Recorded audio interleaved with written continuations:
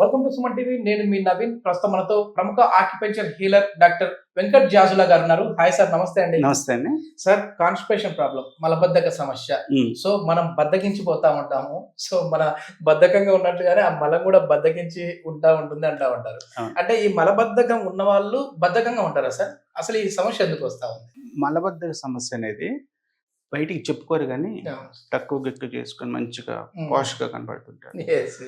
బాత్రూమ్కి వెళ్తే రాదు, వాష్రూమ్కి వెళ్తే గట్టిగా ముక్కాలి. వాళ్ళు చేయాలంటే వాళ్ళు మలంని బయటికి తీసుకురావాలంటే గట్టిగా ముక్కాలండి.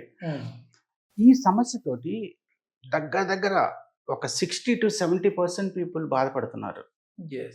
ఎందుకంటే ముఖ్యంగా డైజెస్టివ్ సిస్టమ్ కరెక్ట్గా లేకపోవడం. ఎందుకంటే ఈ మనం తీసుకునేటువంటి ఆహారాల్లో ప్రజెంట్ పీచు పదార్థం ఉండట్లేదు, ఫైబర్ ఉండట్లేదు. కొంతమంది జ్ఞానం కలిగి ఆహారంతో పాటు పీచు పదార్థం ఉండేవి కూడా పక్కన పెట్టుకుంటారు. ఏంటి ఆహారంలో చూస్తారు, ఇందులో పీచు పదార్థం లేదా, మరి పీచు పదార్థం ఏ ఆహారంలో ఉంది అనేది వాటిని యాడ్ చేస్తారు తీసుకునే ఫుడ్లో.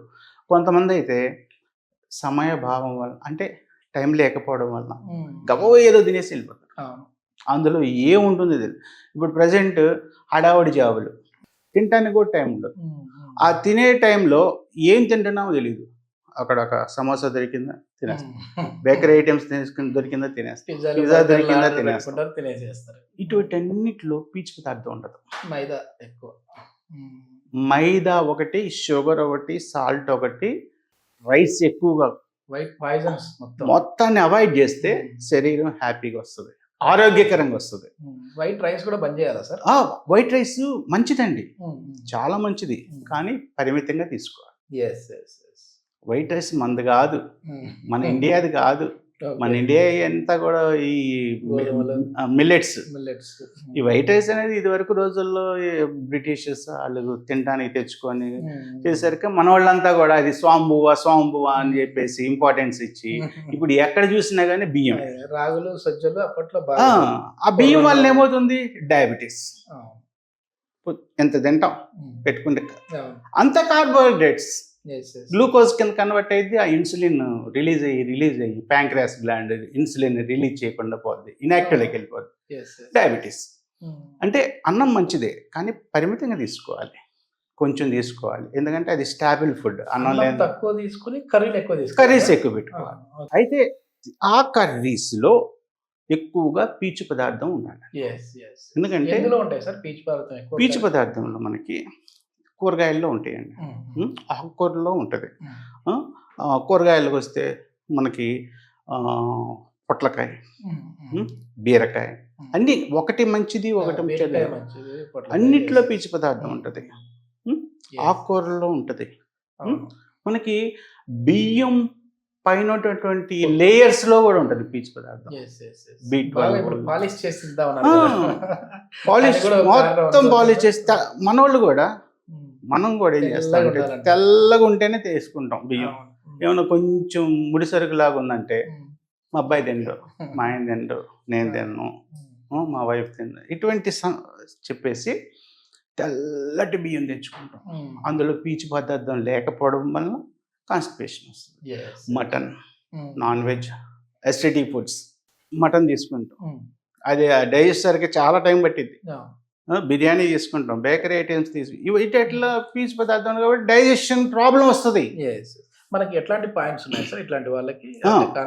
ఇక్కడ మనకి కాన్స్టిపేషన్ కన్నా ముందు డైజెస్టివ్ సిస్టమ్ కరెక్ట్గా పెట్టుకోవాలి. కరెక్ట్గా పెట్టుకుంటే ఆటోమేటిక్గా గ్రైండింగ్ ప్రాసెస్ కరెక్ట్గా ఉంటుంది.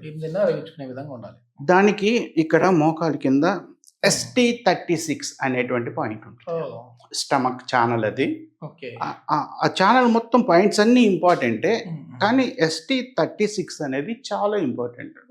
ఆ పాయింట్స్ని ఎప్పుడైతే యాక్టివేట్ చేసుకుంటామో ఆక్యుపంచర్ ట్రీట్మెంట్లో, ఎందుకంటే మా దగ్గరకు వచ్చినటువంటి నీ పెయిన్స్ కానీ, బ్యాక్ పెయిన్ కానీ, పారాలిసిస్ వాళ్ళకి కానీ, PCOD, ఇటువంటి బీపీ, డయాబెటీస్ ఇవి వచ్చిన వాళ్ళందరికీ తప్పనిసరిగా ఈ పాయింట్ వేస్తా. నేను అది మామూలుగా మన కాళ్ళు చూపించాలంటే ఎక్కడ సార్ ఇది? ఇప్పుడు మోకాలు ఉంది, ఇది మోకాలు ఉంది కదా, ఇది ఇట్లా పట్టుకోవాలి. ఈ పాయింట్ నుండి మీ చేతితోటి ఒక బెత్తిడి కిందకి, అంటే ఆ పాయింట్ మీకు తెలియదు కాబట్టి ఈ విధంగా కొలతలతో చెప్తున్నాం. ఇక్కడ బోన్ ఉంటుంది కదా మనకి, ఈ బోన్కి ఎడ్జ్లో ఈ చిన్న ఎల్ ఉంది, ఆ ఎడ్జ్లో ఇక్కడ యాక్టివేట్ చేసుకోవాలి. ఇట్లా ఎన్ని టైమ్స్ అనుకోవాలి సార్? మనం 2-3 minutes చేసుకోవచ్చు. 2-3 minutes. కాన్స్టిపేషన్ ప్రాబ్లం ఉన్న వాళ్ళకైతే ఇది కరెక్ట్ గా ఉంటుంది. ఈ పాయింట్స్ తో పాటు LI4 ఈ రెండు ఇలా పెట్టేసి ఈ ఎప్పుడైతే ఇది ఇట్లా ఈ పాయింట్ ని యాక్టివేట్ చేసుకోవాలి. అదేవిధంగా ఈ మనం మడత పెట్టిన ఈ మడత దగ్గర LI11 ఉంటుంది. ఆ పాయింట్ ని యాక్టివేట్ చేసుకోవాలి. వీటికి కొన్ని పాయింట్స్ ఉన్నాయి. ఈ పాయింట్స్ అన్నిటిని కూడా యాక్టివేట్ చేసుకుంటే మనకి మలబద్ధక సమస్య నుంచి పోతాయి. ఇది ఆకుపంచర్ ట్రీట్మెంట్ తో పాటు వాటర్ ఎక్కువ తాగాలి. చాలా ఇంపార్టెంట్. కనీసం ఒక 3-4 లీటర్లు తాగాలి. తాగితే ఏమవుతుందంటే వాటర్ కంటెంట్ లేకపోతే ఆ పెద్ద ప్రేవుల్లో ఉన్నటువంటి మలం జారి కిందకి రాదు. చిన్న ప్రేవులు మనం ఘన పదార్థం తీసుకున్న, ద్రవ పదార్థం తీసుకున్న డైజెస్టివ్ సిస్టంలో జ్యూస్ లాగా మారుతాయి. చిన్న ప్రేవులు ఏం చేస్తాయి, ఈ పోషకాలన్నింటిని పీల్చుకొని పెద్ద ప్రేవులకి మిగిలిన వేస్ట్ అంతా తెలియద్ది. అది ఫ్రీగా బయటికి వెళ్ళాలంటే వాటర్ కంటెంట్ ఉండాలి. 1 లీటర్ వాటర్ తాగడం మంచిది అంటుంటారు. మంచిదండి, ఎందుకంటే తాగినా కూడా ఫ్రీ మోషన్ అవుతుంది. ఎందుకంటే ఆ వాటర్ వెళ్ళి పెద్ద ప్రేవుల్లో ఉన్నటువంటి మలాన్ని కిందకి తోస్తూ ఉంటుంది. సో దానివల్ల ఏంటంటే మనకి ఎప్పటికప్పుడు మోషన్, ఎప్పుడైనా సరే ప్రతి వ్యక్తి కూడా డైలీ 2 times మోషన్కి వెళ్ళాలి. మల విసర్జనకి వెళ్ళాలి. ఉదయం తిన్నది వేస్ట్ అంతా సాయంత్రానికి బయటికి పంపించాలి. రాత్రి తిన్నది పొద్దున్నే మళ్ళీ బయటకు పంపించాలి. అది 24 hours లో 2 times గ్యారంటీ చేయాలి. మనం బ్రేక్ఫాస్ట్ ముందు ఏం చేయాలి, లేచిన వెంటనే ఒక 1/2 లీటర్ నుంచి లీటర్ వాటర్ తాగాలి. కొంచెం అటు ఇటు తిరిగితే వాష్కి వెళ్ళాలని చెప్పేసి సెన్సేషన్ వస్తుంది మనకి. వాష్రూమ్కి వెళ్ళాలని వాష్రూమ్కి వెళ్తాం, వస్తాం, ఒక 1/2 hour వాకింగ్కి వెళ్ళాలి. మళ్ళీ రిటర్న్ వచ్చిన తర్వాత మళ్ళీ 1/2 లీటర్ నుంచి లీటర్ వాటర్ తాగాలి. మళ్ళీ వాష్రూమ్కి వెళ్ళాలి సెకండ్ టైం. వాష్రూమ్కి వెళ్ళి మనం స్నానాలు ఇవన్నీ కార్యక్రమాలు పూర్తి చేసుకున్న తర్వాత అప్పుడు మనం టిఫిన్ చేయాలి, లేదా ఏదో ఒకటి భోజనం చేయాలి. ఎప్పుడైనా గుర్తుపెట్టుకోండి, మలబద్ధక సమస్య రాకూడదు అంటే ముందు లోపల ఉన్నటువంటి ఈ మలాన్ని, వేస్ట్ని బయటికి వెళ్ళేదాకా తినకూడదు. ఏది ఏమి తినకూడదు. అది వెళ్ళిందని మనకి కన్ఫామ్ అయిన తర్వాతనే తినాలి. ఇది ఇక్కడే పెట్టుకొని మళ్ళీ లోపలికి పంపించామనుకోండి ఫుడ్ని, మొత్తం డైజెస్టివ్ సిస్టమ్ మొత్తం ఖరాబ్ అయిపోతుంది. మొత్తానికి ఒక మలబద్ధక సమస్య వల్ల మనకు మొత్తం గ్యాస్ట్రిక్ ట్రబుల్, అదే అన్ని రోగాలకి కారణం అదే. సార్ చెప్పారు కదా కొన్ని పాయింట్స్, ఆ పాయింట్స్ అయితే యాక్టివేట్ చేసి చూడండి. ఎందుకంటే ఈ మలబద్ధక సమస్య ఉన్న వాళ్ళు సో అయినా కూడా మీకు ఈ సమస్య తీరలేదు అని అంటే కింద కాంటాక్ట్ నెంబర్ అయితే సార్ది ప్రొవైడ్ చేస్తాను. సార్తో మీరు నేరుగా మాట్లాడచ్చు.